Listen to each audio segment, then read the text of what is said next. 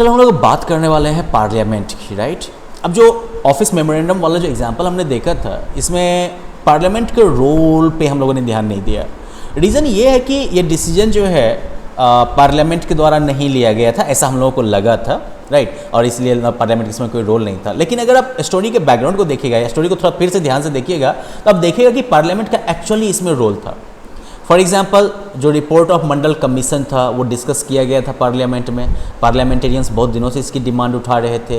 President of India जो थे, उन्होंने पार्लियामेंट में जो अपनी ओपनिंग सेशन में जो घोषणा की थी उसमें उन्होंने मेंशन किया था कि भाई ये रिकमेंडेशन जो है मंडल कमीशन का, इसको लागू किया जाने वाला है। और फिर प्राइम मिनिस्टर जो हैं वो लोकसभा और राज्यसभा दोनों जगह इसकी घोषणा करते हैं। तो ये डिसीजन जो है वो डायरेक्टली पार्लियामेंट ने नहीं लिया था, लेकिन जो पार्लियामेंट्री डिस्कशंस हुए थे इस रिपोर्ट पर, उन्होंने गवर्नमेंट के डिसीजन को प्रभावित किया था, गवर्नमेंट के डिसीजन को शेप दिया था। उन्हीं डिस्कशंस ने, पार्लियामेंट के डिस्कशंस ने ही जो है गवर्नमेंट के ऊपर ये प्रेशर क्रिएट किया था कि मंडल कमीशन के रिकमेंडेशंस को लागू किया जाए, उसके ऊपर जो है कार्रवाई की जाए। अब अगर पार्लियामेंट जो है अगर इस डिसीजन के फेवर में नहीं होता, parliament was not in favour of this decision, तो फिर government could not have gone ahead with it. तब गवर्नमेंट जो है इस फैसले के साथ आगे नहीं बढ़ सकती थी। रीजन पता है क्या? वेल, हम लोगों ने पिछली क्लासेस में पार्लियामेंट के बारे में क्या पढ़ा है? कि पार्लियामेंट ही जो है वही तो किसी बिल वगैरह को पास करती है ना। अब देखो कैसे काम करती है पार्लियामेंट। आई मीन, किसी भी डेमोक्रेसी में जो है इलेक्टेड रिप्रेजेंटेटिव्स की एक असेंबली जो होती है वो जो है सुप्रीम पॉलिटिकल अथॉरिटी एक्सरसाइज करती है। मतलब सबसे ज़्यादा कह सकते हो कि अल्टीमेट पॉलिटिकल पावर उसी के हाथ में होता है, जो कि वो जनता के बिहाफ पर यूज करती है। तो इंडिया में इस तरह का नेशनल असेंबली जो है चुने हुए रिप्रेजेंटेटिव्स का, इसे पार्लियामेंट कहते हैं।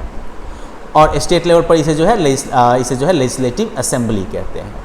अब नाम जो है वो अलग अलग देश में अलग अलग हो सकता है, लेकिन इस तरह की असेंबली जो है वो हर एक डेमोक्रेसी में होती है, ठीक है। और ये जो है पब्लिक अथॉरिटी को कैसे एक्सरसाइज करते हैं? तो पहली बात ये कि पार्लियामेंट जो है वो कानून बनाने के मामले में फाइनल अथॉरिटी है, ठीक है। ये जो लॉ बनाने का जो काम है लेजिस्लेशन का, ये इतना क्रूशियल है कि इसी वजह से इन असेंबलीज को जो है लेजिस्लेचर भी कहते हैं, ठीक है। तो पार्लियामेंट पूरी दुनिया में जहाँ कहीं भी पार्लियामेंट है वही जो है नए कानून बनाते हैं, जो बने हुए कानून हैं उनमें बदलाव करते हैं, या फिर एग्जिस्टिंग लॉज को ख़त्म करते हैं और उनकी जगह पर नए कानून बनाते हैं। दुनिया भर में पार्लियामेंट जो है वो जो है इस बात पर भी पावर एक्सरसाइज करती है, कंट्रोल करती है कि सरकार कौन चला रहा है।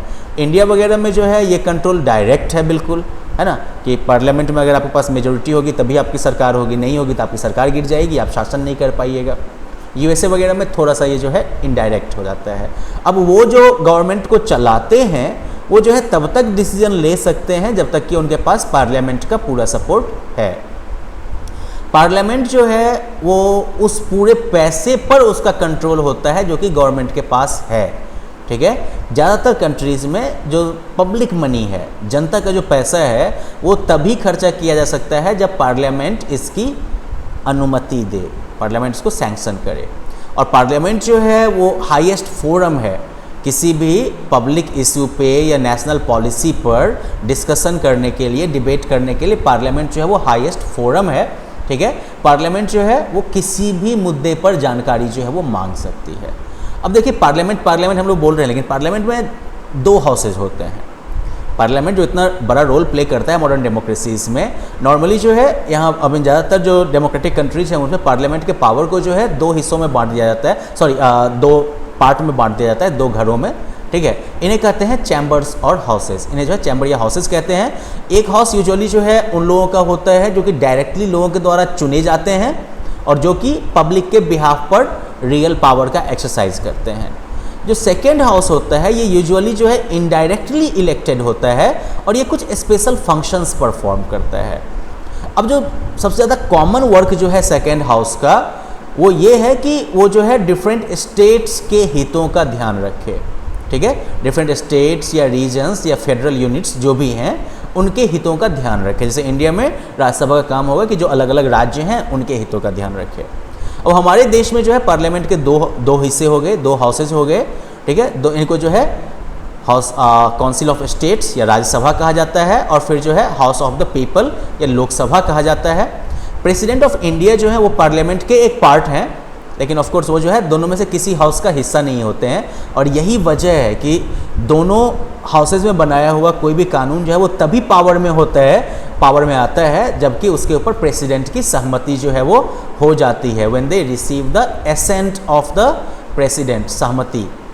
अब हम लोगों ने जो है पहले क्लासेज में भी पार्लियामेंट के बारे में पढ़ा था, राइट, कि किस तरह से लोकसभा इलेक्शन वगैरह होते हैं। तो कुछ की डिफरेंसेस जो है दोनों हाउसेज के कंपोजिशन में होता है, लोकसभा और राज्यसभा में। जैसे कि टोटल नंबर ऑफ मेंबर्स कितने होंगे, मेंबर्स को कौन चुनता है, टर्म का लेंथ क्या होता है, या फिर हाउस जो है डिजॉल्व किया जा सकता है या फिर परमानेंट है, ये सारे कुछ डिफरेंसेस हैं। अब इनके आंसर जानने के बाद आपके पास सवाल ये उठा कि दोनों में से कौन ज़्यादा पावरफुल है। आपको लगेगा कि राज्यसभा ज़्यादा पावरफुल है, क्योंकि इसे कभी कभार जो है अपर चैम्बर भी कहा जाता है या अपर हाउस भी कहा जाता है, ठीक है, और लोकसभा को जो है लोअर चैम्बर कहा जाता है। लेकिन ऐसा होता नहीं है, राज्यसभा जो है वो लोकसभा से ज़्यादा पावरफुल नहीं है, ये बस एक कहने का तरीका है। और हमारा संविधान जो है वो राज्यसभा को कुछ पावर देता है, स्पेशल पावर स्टेट्स के मामले में, लेकिन ज़्यादातर मुद्दों पे लोकसभा के पास ही अल्टीमेट पावर है। जैसे कि कोई भी नॉर्मल अगर कोई कानून बन रहा है तो उसे दोनों हाउसेज से पास होना, लोकसभा राज्यसभा दोनों से पास होना जरूरी है। लेकिन अगर दोनों हाउसेज के बीच में डिफरेंस आता है तो फाइनल डिसीजन जो है वो जॉइंट सेशन में लिया जाता है, जिसमें कि लोकसभा राज्यसभा दोनों के मेंबर्स बैठेंगे, ठीक है। और चूंकि ज़्यादा संख्या जो है लोकसभा के मेंबर्स की होती है, तो ऑफकोर्स जिसकी लोकसभा में मेजोरिटी है, जाहिर सी बात है कि जॉइंट मीटिंग में भी जो है उन्हीं की बात चलने वाली है। फिर लोकसभा जो है वो पैसे से जुड़ा हुआ मुद्दा जो होता है, बजट वगैरह सबका मुद्दा, इनमें भी जो है वो ज़्यादा पावर एक्सरसाइज करती है। एक बार इसे मान लो कि लोकसभा ने अगर बजट पास कर दिया या फिर कोई और पैसे से रिलेटेड, मनी से रिलेटेड लॉ पास कर दिया, तो राज्यसभा जो है उसे रिजेक्ट नहीं कर सकती। राज्यसभा जो है वो इसे सिर्फ 14 डेज़ के लिए डिले कर सकती है या फिर इसमें कुछ चेंजेस सजेस्ट कर सकती है, और फिर आगे लोकसभा के ऊपर डिपेंड करता है कि वो जो है इसको एक्सेप्ट करे या फिर ना करे। तो अल्टीमेट पावर किसके हाथ में रही? लोकसभा के हाथ में। सबसे बड़ी बात यह है कि लोकसभा जो है वही काउंसिल ऑफ मिनिस्टर्स को कंट्रोल करती है। अब कोई ऐसा आदमी जिसको कि लोकसभा के मेंबर्स का मेजोरिटी सपोर्ट होगा, वो प्राइम मिनिस्टर बनता है। अब अगर मेजोरिटी लोकसभा के मेंबर्स कहते हैं कि भैया हमारा काउंसिल ऑफ मिनिस्टर्स में विश्वास नहीं है, दे हैव नो कॉन्फिडेंस, तो ऐसे में सारे मिनिस्टर्स, प्रधानमंत्री भी, उनको हटना पड़ेगा, निकलना पड़ेगा। राज्यसभा के पास ये पावर नहीं है। अब हम लोग लोकसभा के बारे में बात ही कर रहे थे, राइट, पार्लियामेंट की बात कर रहे थे, लोकसभा की बात कर रहे थे। एक जो है लोकसभा के एक दिन को ही हम देख लेते हैं क्या क्या तरह की एक्टिविटीज़ होती हैं। जैसे कि ये 7 दिसंबर 2004 का ये डिटेल है, ओके। तो यहाँ पर देखते हैं हम क्या क्या हुआ यहाँ पर। तो जैसे कि 11 बजे जो है बहुत सारे मिनिस्टर्स जो थे उन्होंने करीब 250 क्वेश्चंस जो पूछे गए थे बाकी मेंबर्स के द्वारा, उनके सवालों का रिटन जवाब दिया इन मिनिस्ट्रीज़ ने, ओके। जिसमें कि की क्वेश्चंस जो थे, जैसे कि जो कश्मीर के मिलिटेंट ग्रुप्स जो हैं उनके ऊपर सरकार की पॉलिसी क्या है, या फिर SC ST वगैरह के ख़िलाफ़ जो है एट्रोसिटीज़ के केसेस कितने हुए हैं और इनमें से कितने केसेस पुलिस ने किए हैं, पुलिस ने एट्रोसिटी की है, या फिर गवर्नमेंट जो है वो बड़ी दवा कंपनियों के द्वारा जो मेडिसिन का ज़्यादा दाम वसूला जाता है, इस पर सरकार क्या कर रही है। इस तरह के प्रश्न पूछे गए थे जिनका कि मिनिस्टर्स ने जवाब दिया था। फिर बहुत सारे जो है ऑफिशियल डॉक्यूमेंट्स भी प्रेजेंट किए गए थे, जैसे कि Indo Tibetan border police force के लिए जो रिक्रूटमेंट रूल था वो, इसके अलावा Indian institute of technology Kharagpur का एनुअल रिपोर्ट, इसके अलावा जो है राष्ट्रीय इस्पात निगम लिमिटेड विशाखापत्तनम जो है पब्लिक सेक्टर यूनिट है, ये सरकारी कंपनी थी ये, तो इसका रिपोर्ट और अकाउंट, ये सारे डॉक्यूमेंट्स जो है वो भी पेश किए गए।